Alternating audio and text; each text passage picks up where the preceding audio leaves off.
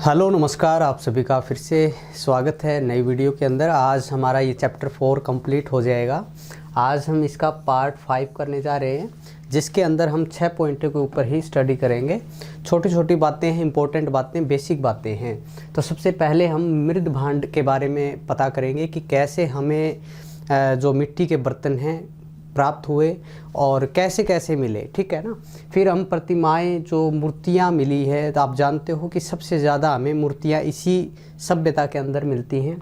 दूसरा, हम मृण मूर्तियां, जिसको टेराकोटा बोलते हैं, फिगरीन भी बोलते हैं, जो पकी हुई मिट्टी की वस्तुएं होती है। दूसरा फोर्थ जो हमारा पॉइंट है, पुरोहित राजा मूर्ति, जो इसकी फेमस है। इसके अंदर एक फेमस है जो वो महिला की एक प्रतिमा होती है, उसके बारे में। और ये जो है इसकी फेमस एक स्कल्पचर है जो कि किससे बना है, कांचिली मिट्टी से, ठीक है ना। जो जिसको हम क्या बोलते हैं, कौन सी मिट्टी बोलते हैं, सेलखड़ी बोलते हैं ना, ठीक है ना, कांचली मिट्टी। उसकी एक बड़ी फेमस एक स्कल्पचर है, पुरोहित राजा, जिसको हम क्या बोलते हैं, बियर्ड किंग भी बोलते हैं, बियर्ड किंग, ठीक है ना, दाढ़ी वाला राजा, ठीक है ना। फिर 5वें पॉइंट में हम देखेंगे उद्भव और उत्थान और अवसान। इसका उद्भवन, जैसे मैंने शुरुआत में बताया था, इसका जैसे 3500 ईसा पूर्व से 2600 ईसा पूर्व क्या माना जाता है, जो चरण बताए थे ना मैंने, 3 तरह के चरण बताए थे। अगर किसी को ध्यान नहीं हो तो वो देख लेना बेटा। 2600 से BC से 1900, ठीक है, और 1900 से BC से 1300, ठीक है ना। ये मैंने बताया था, ये अलग अलग चरण थे बेटा, ठीक है ना। वो आप पीछे वीडियो में जा करके देख सकते हो। तो इनके बारे में हम पढ़ेंगे और उद्भवन, उत्थान और इसके बारे में पढ़ेंगे। 6 पॉइंट में हम देखेंगे सिंधु सभ्यता के पतन का कारण क्या था। वो अलग अलग विद्वानों के अलग अलग विचार आए हैं कि ये हुआ होगा तो इसका ये सभ्यता क्या हो गई, विलुप्त हो गई, ठीक है। बहुत सारे अलग अलग मत हैं, उनके बारे में भी हम जानेंगे। तो देखिए भाई, फर्स्ट पॉइंट देखते हैं हम, मृद भांड। मृद भांड, सबसे पहले आप सभी को पता है कि मिट्टी के बने हुए बर्तनों को ही मृद भांड बोलते हैं। और मृद भांड भी हमें इस सभ्यता के ना अलग अलग टाइप के प्राप्त होते हैं, ठीक है ना। जब वैज्ञानिक आधार पर इसके कई टीलों का उत्खनन हुआ, खुदाई हुई, तो हमें कुछ सामग्रियाँ प्राप्त हुई। टूटे हुए बर्तन, जो ये घड़े होते हैं या जो भी थाली लोटा, जैसे मैंने बताया था ना, ये मिट्टी के इस्तेमाल करते थे, तो वो टूटे हुए भी पाए गए हैं। लेकिन उसके ऊपर अलग अलग आकृतियाँ भी हमें मिलती है, जो अलग अलग चीज़ हमें दर्शाती है, ठीक है ना। जैसे इसके एक खासियत होती थी इनके मृद भांडों के ऊपर, जैसे ये आकृतियाँ तो आपको दिखाई दे रही है, ये तो थे ही थे, उसके साथ साथ ये अपने बर्तनों पे या मृद भांडों के ऊपर मानवों के, पक्षियों के, पशुओं के, ठीक है ना, ये आकृतियाँ जरूर बनाते थे। या फिर सफ़ेद रेखांकित करते थे वो, ठीक है ना, सफ़ेद रेखाओं से कोई डिज़ाइन बनाते थे। तो और 2 तरह की पॉलिश की थी इनके मृद भांड, एक काली मिट्टी की पॉलिशदार और एक सफ़ेद, ठीक है, एक लाल मिट्टी, सॉरी, और ये पकी हुई होती थी, ठीक है ना। जैसे मैंने पिछली वीडियो में बताया था कि इनके पास पर्याप्त मात्रा में लकड़ियाँ होती थी, जिनका इस्तेमाल वो बखूबी करते थे, घरों के लिए भी करते थे और अपने ये पकाने के लिए वो करते थे। तो सबसे पहला जो पॉइंट मैंने लिखा है वो लिखा है, हड़प्पाई लोग कुम्हार के चाक का उपयोग करने में बड़े कुशल थे। अब बिना चाक तो ये बनेगे नहीं ऐसे, है ना। ये वो रियल फुटेज है जो हमें प्राप्त हुई है, ये ऐसे ही पिक्चर नहीं लगा रखी है, ये रियल में जो मिले हमें अलग अलग स्थानों के ऊपर, उनकी फ़ोटो मैंने एज इट इज़ यहाँ पे लगा रखी ताकि आप लाइव देख सको। तो ये चाक के ऊपर बनाए हुए गड़े हैं, तो इससे हमें ये तो मालूम पड़ ही जाता है कि वो लोग चाक होता है ना, जो गोल गोल होता है, काठ का भी होता है। और आजकल तो अलग अलग मशीनें आ गई हैं। पहले काठ रेक को मार के घर में देखा होगा आपने, है ना, ऐसे चाक होता है। इसको गोल गोल कुम्हार क्या करता है, घुमाता है और यहाँ पे मिट्टी रख करके वो घुमाता है और एक शेप दे देता है, जो घड़े का या किसी भी मिट्टी के बर्तन का वो आकार दे देता है उसके अंदर। तो इससे हमें ये तो पता चलता है कि वो लोग चाक जो होता है ना, उससे वो परिचित थे और बखूबी उसका इस्तेमाल करना वो जानते थे। सेकंड पॉइंट देखिए, उनके अनेक बर्तनों पर विभिन्न रंगों की चित्रकारी देखने को मिलती है। जैसे हमने पिछली वीडियो में भी देखा था कि वो लोग लिपि का ज़्यादा इस्तेमाल नहीं करते थे, वो हर एक जगह पे 2 या 3 अक्षर ऐसे डालते थे लिपि के, जो हम समझ नहीं पा रहे हैं आज भी। लेकिन सबसे ज़्यादा वो क्या था, पिक्टोग्राफी का यूज़ करते थे। चित्रात्मक जो उनका लेख था वो करते थे, जिसमें भाव किसी वस्तु का या कोई ध्वनि का वो रिप्रेजेंट करती थी, ठीक है ना वो बातें। तो ये कई रंगों की चित्रकारी हमें देखने को मिलती है। थर्ड देखिए, हड़प्पा भांडों पर, ठीक है ना, ये भांड क्या है, बर्तन है बेटा, पर आमतौर से वृत्त या वृक्ष की आकृतियाँ मिलती हैं। कुछ ठीकरों पर, ठीकरे होते टूटे हुए, ये जो ये है ना घड़े, ठीक है, कुछ ठीकरों पर मनुष्य की आकृतियाँ भी दिखाई देती है। जैसे कि मैंने आपको पहले ही बताया कि हमें ऐसी चीज़ें प्राप्त हुई हैं और उनके आधार पर ही हम इनका क्या करते हैं, इतिहास लिखते हैं। तो ये मृद भांड थे बेटा, पकी हुई मिट्टी के बर्तन, ठीक है ना, जो वो इस्तेमाल करते थे, और अलग अलग रंगों की चित्रकारी भी हमें प्राप्त होती है। सेकंड पॉइंट आता है प्रतिमाएं, ठीक है ना, जो प्रतिमाएं हमें मिली हैं, जो फेमस है, उन्हीं के बारे में मैं आपको बताऊंगा। इस तरीके की जो एक बिना वस्त्र पहने एक महिला खड़ी हुई दिखाई दे रही है, ये इसकी फेमस है, और ऐसी हजारों प्रतिमाएं हमें प्राप्त होती हैं अलग अलग स्थानों से, ठीक है ना। हड़प्पा सभ्यता में ये बहुत ज़्यादा हमें प्राप्त होती है। तो ये जो है ना, ये कांसे की बनी हुई एक महिला की प्रतिमा है, जो बड़ी फेमस और बड़ी अच्छी तादाद में हमें प्राप्त होती हैं। इसने एक नेकलेस के सिवा कुछ भी नहीं पहना हुआ है, या कुछ आभूषण इसने हाथ में भी पहने हुए हैं, और पीछे इसके जैसे बाल संवारे हुए हों, ऐसा कुछ करके वो बनाई हुई एक प्रतिमा है, जो बड़ी फेमस है। इसके अंदर एक नमूना है बेटा। हड़प्पाई शिल्पी धातु की, ठीक है ना, खूबसूरत मूर्तियां बनाते थे। कांसे की नर्तकी, ठीक है ना, एक डांसिंग गर्ल की है ये मूर्ति कला का सर्वश्रेष्ठ नमूना है, ठीक है ना। ये सबसे बड़ा और बड़ा ही मतलब फेमस इसके अंदर पाए जाने वाला एक नमूना है। दूसरा पॉइंट देखिए, पूरी मूर्ति गले में पड़े हार के अलावा एकदम नग्न है।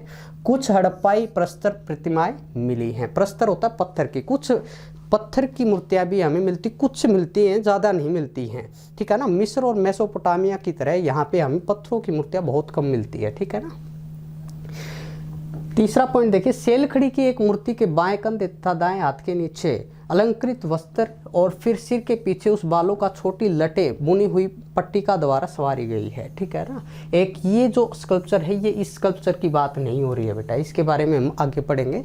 जो डाडी वाला राजा था ना, उसके बारे में पढ़ेंगे हम। सेलखड़ी जो कांचली मिट्टी है, उसका एक स्कल्पचर है, ठीक है। सेकंड देखिए, मृण मूर्ति या टेराकोटा, फिंगरीन भी इसको बोलते हैं। पकी हुई मिट्टी के खिलौने या प्रतिमाएं, ठीक है ना, या कोई भी वस्तु पकी हुई मिट्टी की, उनको बोलते हैं टेराकोटा और मृण मूर्तिकाएं, ठीक है। तो सबसे पहला जो पॉइंट है, सिंधु प्रदेश में भारी संख्या में आग से पकी हुई मिट्टी की बनी मूर्तिकाएं, फिगरीन जिसको बोला जाता है, टेराकोटा जिसको बोला जाता है, वो मिली हैं, ठीक है। साथ में मैंने जैसे जो सामग्रियां हमें प्राप्त होती हैं रियल में, जो हमें प्राप्त हुई है, वो चीज़ें यहाँ पे उनकी फ़ोटो लगा रखे हैं। जैसे कुछ टॉयज़ आपको दिखाई दे रहे हैं, ठीक है ना, कुछ जैसे बैलगाड़ी टाइप भी दिखाई दे रहे हैं, ठीक है, छोटी छोटी चीज़ें, ये सभी की सभी पकी हुई मिट्टी की खिलौने हैं, ठीक है ना, जो वो बनाते थे, ठीक है। कुछ ऐसी मूर्तियाँ भी हैं, छोटे छोटे अलग अलग शेप की, आकार की, ठीक है ना। और एक ये मूर्ति भी है जिसको कोई देवी हम मानते हैं कि इसको पूजा जाता होगा, है ना। ऐसा कुछ आपने मूवी में भी देखा होगा, ठीक है, सेम एज इट इज़ इसी वेशभूषा के अंदर ऐसे ही उसके जो बाल वगैरह है, या फिर जैसे फूलों से उसने एक मुकुट टाइप पहना हुआ है, ऐसी एक पकी हुई मिट्टी की मूर्ति का हमें प्राप्त होती है। और सेम मोहनजोदाड़ो मूवी के अंदर भी इसको दिखाया गया, ठीक है। सेकंड पॉइंट देखिए, इसका प्रयोग या तो खिलौनों के रूप में या पूज्य प्रतिमाओं के रूप में होता था। या तो वो लोग खिलौने के रूप में उनको खेलते थे, ठीक है ना, या फिर इस्तेमाल करते थे, या फिर पूजने के लिए उनको बनाया जाता होगा, ऐसा माना जाता है, ठीक है। तो आप मेरे ख्याल से आपको समझ में आया होगा। पुरोहित राजा की मूर्ति, जिसको मैं बियर्ड जो बोल रहा था ना, बियर्ड किंग बोल रहा था, वो यही है। एक फेमस स्कल्पचर है बेटा इसका, सेलखड़ी मिट्टी से इसको बनाया गया है। और ऐसा लगता है कि ये एक जैसे डिज़ाइन किया हुआ फूलों की अलंकृत या जो भी है डिज़ाइन का एक शॉल ओढ़ा हुआ है, ठीक है, एक डाडी वाला, और इसकी मूछें नहीं है, डाडी डाडी है बस, ठीक है, और पीछे की तरफ इसके बाल जैसे सवारे गए हों, ऐसी हमें एक मूर्ति प्राप्त होती है। यह सेल खड़ी कांचली मिट्टी से बनी मूर्ति है। दूसरा देखिए, इसमें पुजारी राजा की डाडी किनारे के सवारी गई और लेकिन मूछें नहीं हैं, ठीक है। तो सेम बातें मैंने इसमें लिख रखी हैं, आप लिख सकते हैं साथ ही साथ। यह मूर्ति मोहनजोदड़ो की खुदाई से प्राप्त होती है। चौथा पॉइंट है, यह तिब्बतिया छाप वाला शाल ओढ़े है, ठीक है ना, तिब्बतिया छाप वाला शाल ओढ़ रखा है इसने, स्कल्पचर ने। पांचवा देखिए, उसका बायां कंधा ढका है लेकिन दायां कंधा खुला हुआ है, नीचे पारदर्शी वस्त्र पहने हुए हैं। छठा देखिए, योगी के नेत्र अर्ध खुले, जैसे इसकी आंखें आधी खुली हुई हैं योगी की तरह, ठीक है ना। निचले होठ मोटे हैं तथा उसकी दृष्टि नाक के अग्रभाग पर टिकी हुई है। मस्तक पर गोल अलंकरण मतलब आभूषण है, ठीक है ना। और इसके पत्थर मूर्ति को पुरोहित राजा की संज्ञा दी गई है। ये भी एक फेमस मूर्ति है जिसके बारे में मैंने आपको बताया, और इसीलिए बताया है ये दो जो मूर्तियाँ हमें मिली है ना, ये फेमस है इस सभ्यता की, ठीक है ना। तो ये ध्यान रखना, बाकी ध्यान रखो ना रखो बात एक ही है, लेकिन इनके बारे में आपको नॉलेज ज़रूर होनी चाहिए। फिर देखिए, इसका जो उद्भव क्या होता है, जो स्टार्टिंग है, स्टार्ट कब हुआ, 3500 कुछ से 1000 ईसा पूर्व तक, 2600 तक का इसका जो परिपक्वता 1000 तक ही मानी गई है, ठीक है ना, ईसा पूर्व। तो उद्भव उत्थान, ठीक है ना, जैसे इन्होंने प्रगति की, अपने आप में डेवलप किया, ठीक है ना।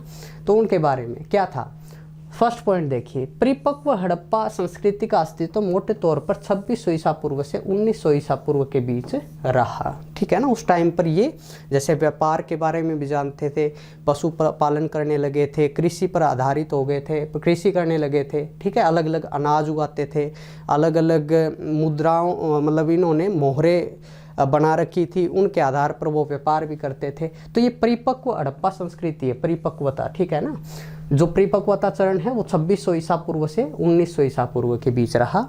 इसके अस्तित्व में पूरी अवधि भर संस्कृति एक ही प्रकार के औजारों, हथियारों, घरों का प्रयोग करती रही, सारी जीवन पद्धति के एक रूपता बनी रही। बाकी तो सभी चीज़ों में इनका एक जैसा ही हमें प्रतीत होता है, लेकिन एक धार्मिक प्रथा के अंदर इनके अंदर क्या नहीं था, एक रूपता नहीं थी। अलग अलग जगहों पर अलग अलग मान्यताएं थी और मंदिर नहीं मिले, लेकिन वो अलग अलग चीज़ों का वो पूजा पाठ करते थे। ऐसा हमें मालूम पड़ता है कि वो भी आस्था रखते थे, ठीक है। तो सेकंड पॉइंट देखिए बेटा, हमें मोहनजोदड़ो की मृद भांड कला में समय समय पर परिवर्तन भी दिखाई देते हैं। ईसा पूर्व 19वीं सदी के इस संस्कृति के दो महत्वपूर्ण नगर हड़प्पा और मोहनजोदड़ो लुप्त हो गए थे, ठीक है ना। 15 मैंने स्थान बताए थे आपको, अलग अलग राज्यों के अंदर अभी हैं, और बाकी जो मेन प्रमुख थे ना, वो जो हड़प्पा और मोहनजोदड़ो है वो क्या हो गए थे, लुप्त हो गए थे। लेकिन अन्य स्थान जो हड़प्पा संस्कृति के थे वो धीरे धीरे खत्म होते गए, और होते होते गुजरात, राजस्थान, हरियाणा, पश्चिम उत्तर प्रदेश के अपने सीमांत क्षेत्रों में लंबे समय तक जीवित रहे, और धीरे धीरे वो भी लुप्त होते गए, ठीक है ना। इसके कई कारण कई विद्वानों के द्वारा बताए गए कि कैसे इनका पतन हुआ, ठीक है ना। तो पतन के कारण जो थे, तो मार्टिन व्हीलर जो थे, ठीक है ना, उन्होंने कहा कि हड़प्पा सभ्यता का आकस्मिक अंत था, हड़प्पा सभ्यता का आधार विदेशी था, ठीक है ना। अलग अलग मत हैं इनका, ये था, ठीक है। फेयर सर्विस ने कहा वनों का कटाव, संसाधन में कमी, परिस्थिति असंतुलन पतन का कारण था, विनाश के भूकंप उत्तरदायी था भूकंप से, ठीक है। कोई कहता है बाढ़ आई, कोई कहता है कि उस टाइम पे बारिश बहुत कम हुई तो अकाल आ गया, तो उसके कारण वो मतलब लुप्त हो गए। तो अलग अलग विद्वानों के द्वारा अलग अलग मत रखे गए, वो आप देख सकते हैं, लिख सकते हैं। तो इसलिए मैंने ये 5 विद्वानों के साथ साथ उनके मत भी लिखे हैं, ताकि आप अच्छे तरीके से अपनी नोटबुक में या अपने सेल्फ नोट्स जो बना रहे हो उसमें लिख सको, ठीक है। तो ये छोटी छोटी बातें थी, बेसिक बातें थी। इसी के साथ इस चैप्टर को हम कंप्लीट करते हैं। कल हम अपना नया चैप्टर वैदिक काल, बहुत ही इम्पोर्टेंट है बेटा, और बेसिक बातों के साथ, इम्पोर्टेंट बातों के साथ हम पढ़ेंगे, और बिल्कुल शॉर्ट में मैं आपको करवा दूंगा। बाकी तो लेंथी है, बहुत ज़्यादा लेंथी है ये चैप्टर, लेकिन मैं बिल्कुल शॉर्ट में आपको करवाऊंगा। इसके साथ में ही हमेशा की तरह ही आप इस वीडियो को ज़्यादा से ज़्यादा शेयर करें, और उन बच्चों के पास ज़रूर करें जो सीएट वगैरह की तैयारी कर रहे हैं, आर्ट साइड से हैं, ठीक है। ये कंपटीशन के साथ साथ एकेडमिक्स का भी मैं पोर्शन करवा रहा हूँ ताकि आपको हेल्प मिले, और बिल्कुल बेसिक है बेटा। इसी तरह पे अलग अलग सब्जेक्ट के लिए भी हम रिटन नोट्स देते हैं, ठीक है। जो बच्चे नए जुड़े हैं उन बच्चों के लिए है कि हर एक सब्जेक्ट का, हर एक फैकल्टी के हम handwritten self notes provide करवाते हैं। अगर वो नोट्स आपको चाहिए तो दिए गए कॉन्टैक्ट नंबर पे आप कॉन्टैक्ट कर सकते हैं, ठीक है। और ऐसे ही जुड़े रहें। और आपने पूरी वीडियो देखी है, लेक्चर देखा है तो लाइक करें, शेयर करें, कमेंट ज़रूर करें, ठीक है। इसी के साथ आपका बहुत बहुत धन्यवाद।